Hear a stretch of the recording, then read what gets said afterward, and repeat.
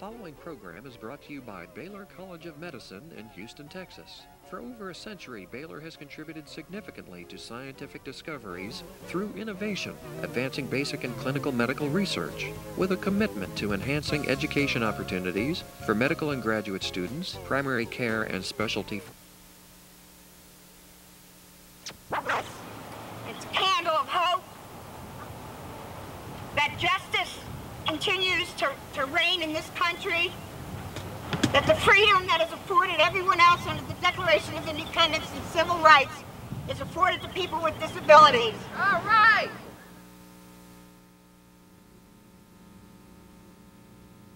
Welcome to Focus on Abilities, a program about issues affecting the lives of people with disabilities.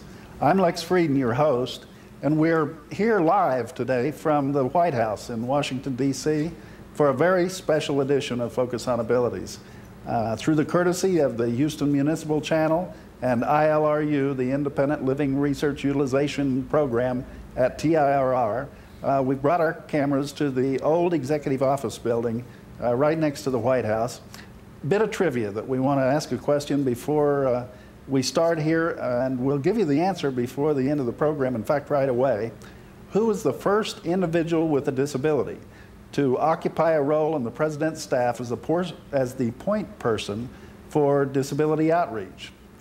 Well, the answer to that question, sitting right next to me, is Jonathan Young, from the Office of Public Liaison, Outreach Person, Disability Community. Jonathan, thanks for being our guest on Focus on Abilities today. Well, thanks, Lex. It's a pleasure to join you again. I enjoyed our first program together in Houston. We also have with us today the Deputy Assistant Secretary for Planning Evaluation in the U.S. Department of Health and Human Services, Mr. Bob Williams. Bob was appointed by the President, and Bob and Jonathan together are going to share some views about issues pertaining to independent living by people with disabilities, as well as some issues pertaining to personal assistance services and the role of research in the disability community. So Bob, welcome to Focus on Abilities. All right. Jonathan, we've talked before about history, and you are an historian. Being in the White House here, it seems appropriate to ask you about the role that history ought to play in the disability movement. Now, we have a relatively young movement, but don't we have lessons from history that can help us move forward with our movement? Absolutely.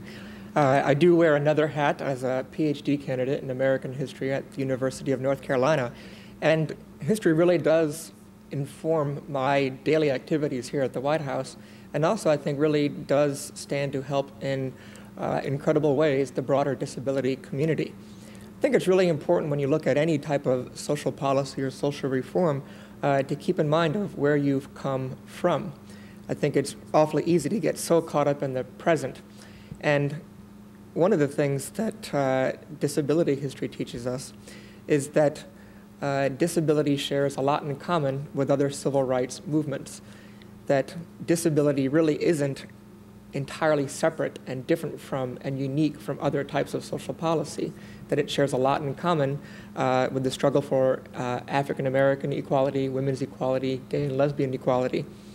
And I think it's helpful to remember that because there's a lot of strength that can be drawn in learning from the lessons that other groups have had in their reforms and to join with them in a common struggle.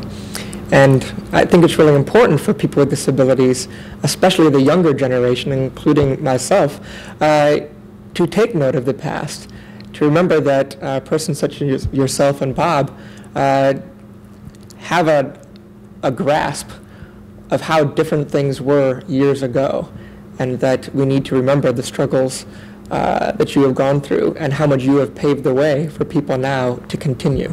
I guess it's also important for us to realize that from the standpoint that we've been involved with the ADA, from the standpoint that many of us are in roles that people with disabilities might not have imagined themselves or others being involved in the past, we are a part of history.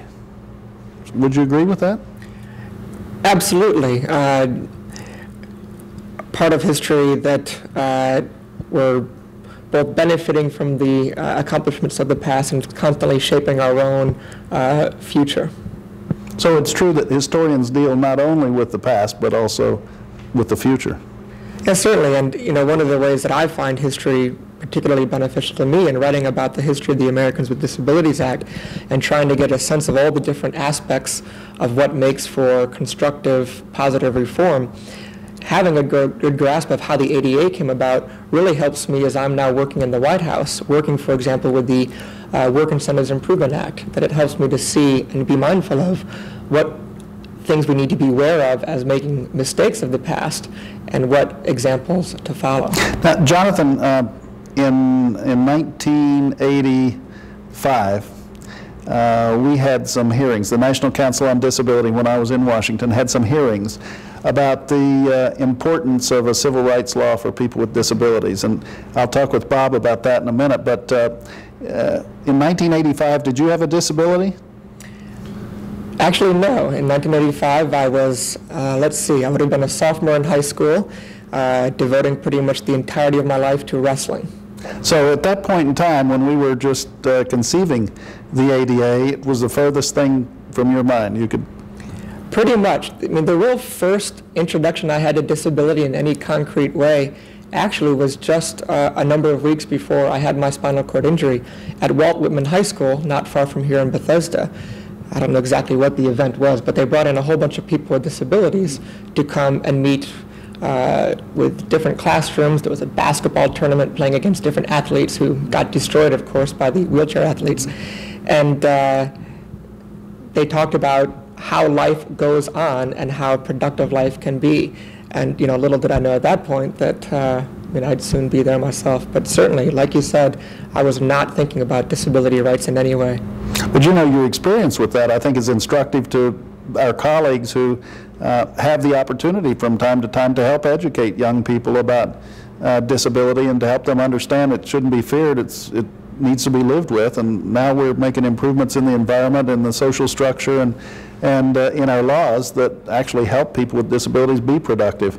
Bob, I recall at that hearing that the National Council on Disability had in 1985 that you came to speak there. And at that time, you weren't a government official. As a matter of fact, as I recall, you may have actually been living in a nursing home or some other kind of supportive environment at that point, or you had shortly before that. Is that accurate?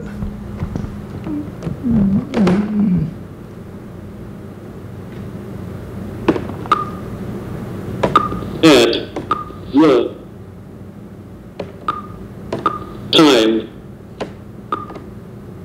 I believe I was just out of college and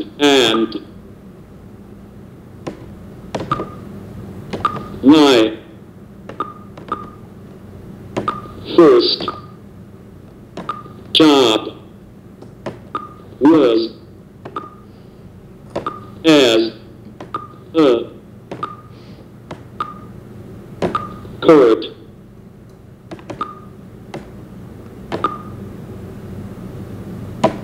monitor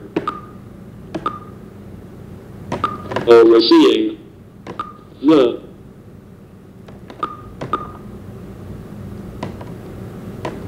closing of an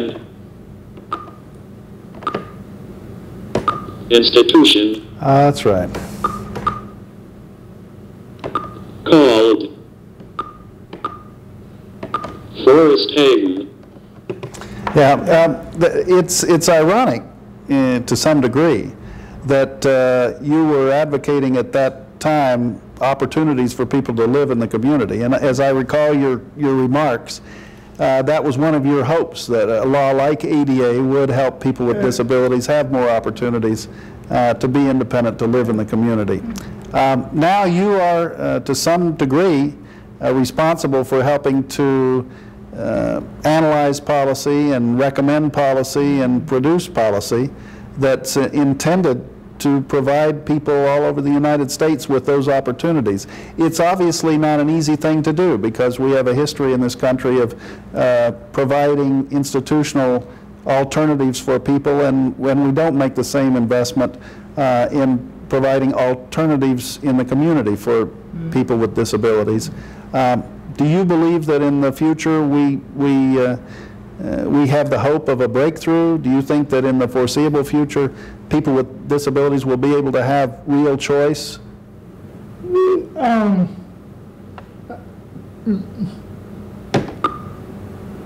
I think that a number of states are certainly moving, hopefully, in that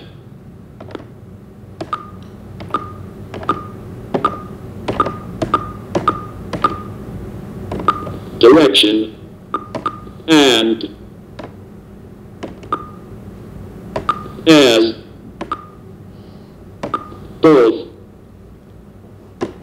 the President, Vice President, and Secretary Shalala point out states have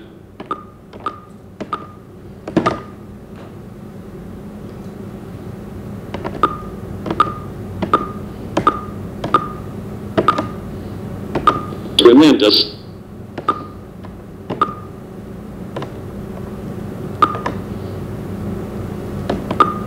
flexibility, even within the current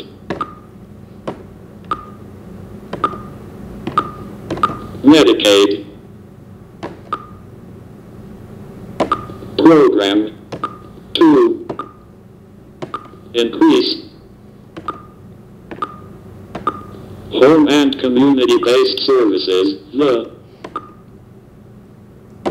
challenge is to find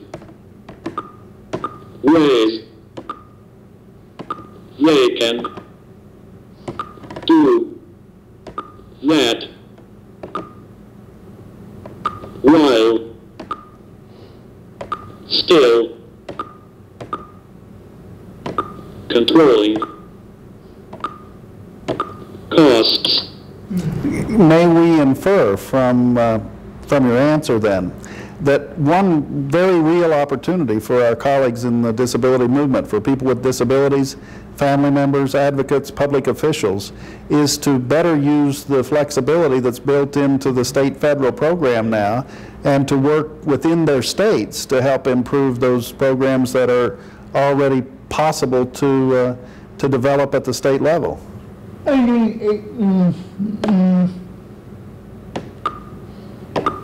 think that is key. The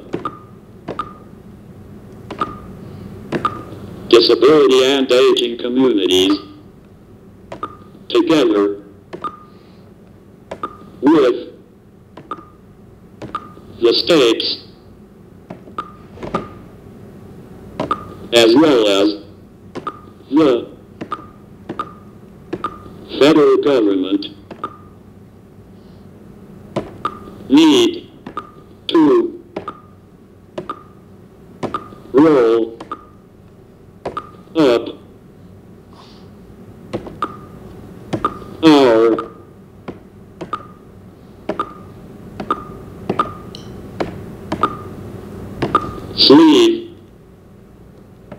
sleeves and figure out how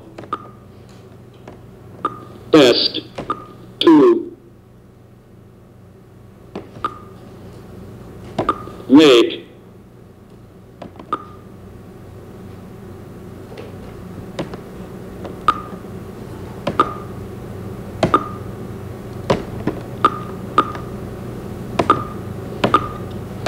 current law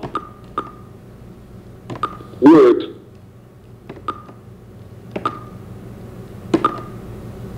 in this regard. But Bob, you wouldn't deny that the disability community should also continue to work with the federal government to try and provide more incentives and encouragement to the state in that process, right?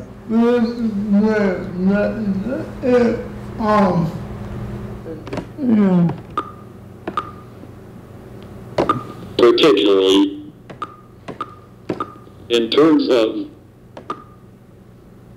increased technical assistance and the like. Okay. Well, I'm sure that many of us are going to be working with you in that regard.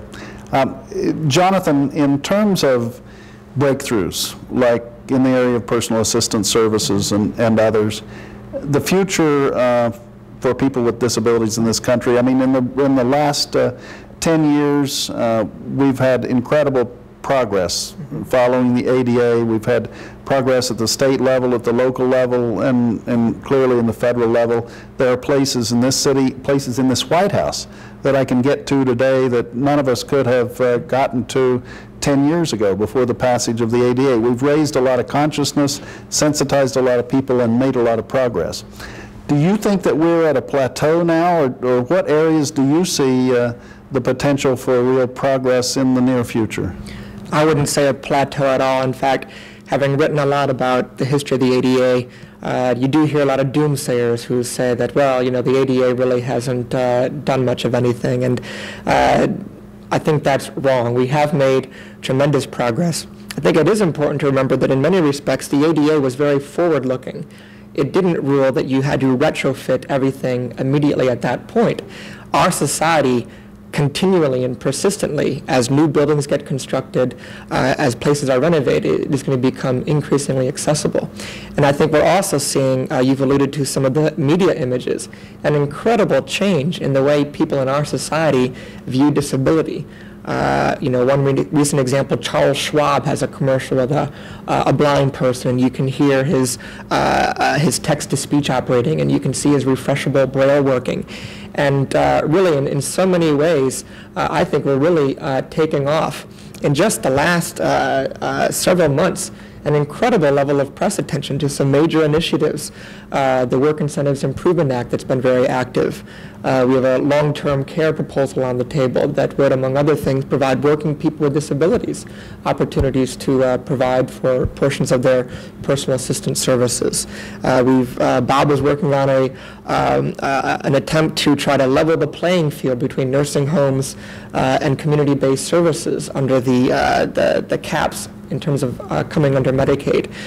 The President and Vice President from the beginning of their campaign have held the principles of independence and inclusion and empowerment as their goals for the disability community, and I think we're really making tremendous strides. And with the ADA 10th anniversary coming up next year, I think that's really an opportunity to remember, act, and move forward. Let me ask you a question. You mentioned that the administration has made an effort to include people with disabilities to better integrate disability perspective. And I suppose to a lot of people, you know, there's a lot of rhetoric that gets thrown around in Washington by politicians and public officials. And so the real question, me to you, is sitting here in this White House, is integration as it relates to public officials and particularly the leaders of the country, is it really something they've learned to say that sounds good and they use it at the right time and bring people with disabilities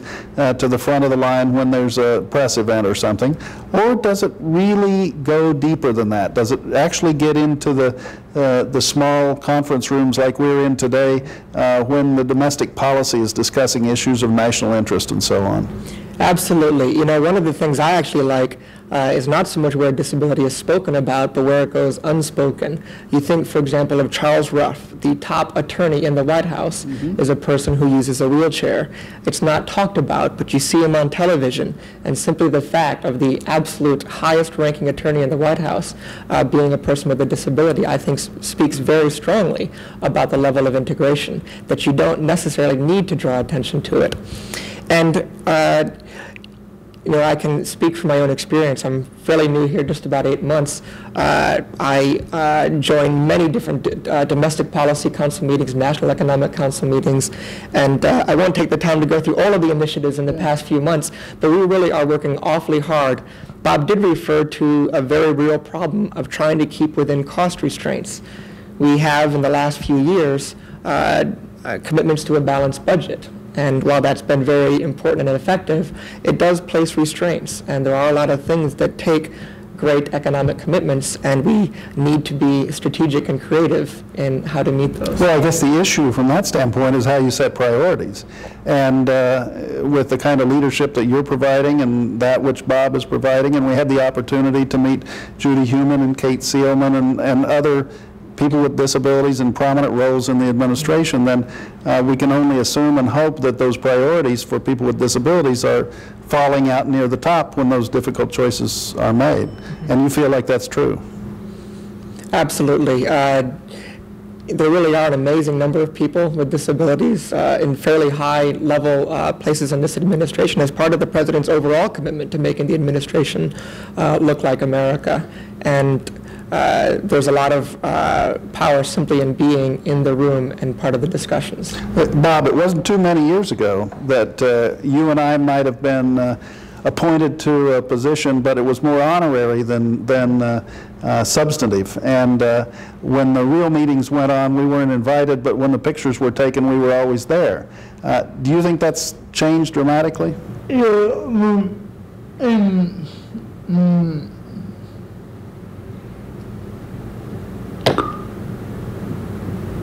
I think that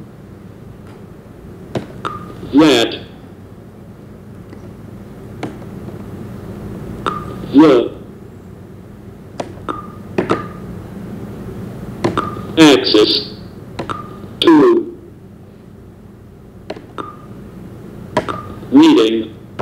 meetings where decision-making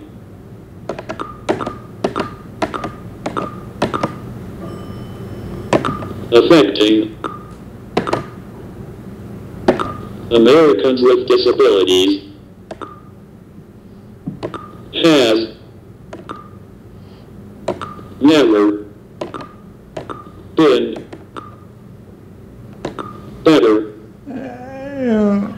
And I'd like to add a comment to that, too. You know, one of the things I think sometimes we all can get caught in is thinking that the only place where people with disabilities can make a difference is in areas directly related to disability. One of the things that I've really been working on is trying to be responsive to the comments of the disability community, to be mainstream and integrated. So we have a tremendous amount of responsibility in the White House to do our best to integrate disability. I also want to challenge the disability community to look for ways to draw linkages with other aspects of major domestic policy and unite with other groups that have similar interests. Al Gore, when he accepted the task force report that I know you worked on, said something to the effect of, it's not just the size of the feast, but how many people we can fit around the table. And I think that's a real opportunity to think about collaborative efforts for us to join hands in taking part in the diversity of American society. Well, in large part, the progress that we've made recently is a function of the roles that both of you have played and other colleagues, not only here in Washington, but people with disabilities who have assumed responsibility, used their talents, chosen to work in disability policy areas, in state houses, with local public officials, in county offices, and it's also a function of the fact that you have not only your own positions, but you have literally millions of people with disabilities, family members and other advocates in the United States now who are helping you, supporting you. I mean, does it feel like you have a constituency behind you when you're doing these important jobs? Probably one of the most enjoyable things in my job has been the relationships I've formed with people both in the administration and throughout the disability community. And I think it's so crucial to remember that there's no one role that is the magic bullet or the silver bullet to make things happen, that we need people on the outside and the state governments, the federal government, advocacy roles, the media, corporations. It really takes everybody to move things forward. All right. I want to thank both of you for being our guest here on Focus on Abilities today. Bob Williams, the Deputy Assistant Secretary in the U.S. Department of Health and Human Services. Bob, congratulations on a great job that you're doing. And I guarantee you there's a lot of people out there who are supporting you and encouraging you and willing to do whatever's necessary to provide real choice in terms of options in the community. And Jonathan Young, Office of Public Liaison, Disability Outreach official in the White House, thank you for the work that you're doing. I think it's important for people to know that Jonathan works from before I get up in the morning till way after I go to sleep. I've had exchanged phone messages with him in the middle of the night and early in the morning. And Jonathan, take care of yourself, buddy. We need you. Thanks, Lex, and thank you. I've learned so much from you going back to my writing of the ADA, and it's a pleasure to join you again today. Well, I want to thank all of you for joining us here on Focus on Abilities.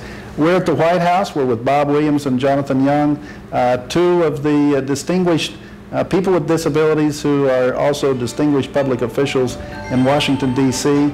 We're on location, and thanks to the Municipal Channel and ILRU, we're able to bring you this special edition of Focus on Abilities.